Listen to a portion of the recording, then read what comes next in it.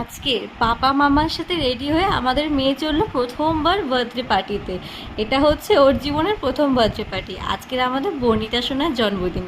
আর এই দেখো আমাদের বার্থডে গার্ল পরীর মতো সুন্দর একটা ড্রেস পরে এখানে খেলু খেলু করছে। কি মিষ্টি লাগছে না আমাদের সোনাটাকে।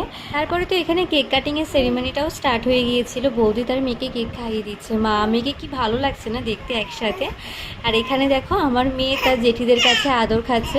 আমি ভয়েস ওভার দিচ্ছি, আমার মেয়ে সমানে এখানে আউ করে যাচ্ছে। যাই হোক, আমাদের মেয়ে প্রথমবার কোনো বার্থডে পার্টিতে গিয়ে কিন্তু বেশ এনজয় করছিল। এতক্ষণ টাইম ছিল, এতটুকু কান্না করেনি। তারপরে তো খেতে বসে গিয়েছিলাম।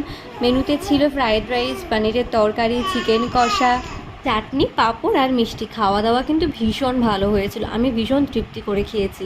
খাওয়া দাওয়ার পরে আমার মেয়ে এখানে তার দিদিভাইকে টাটা দিয়ে বাড়ির দিকে রওনা দিলাম।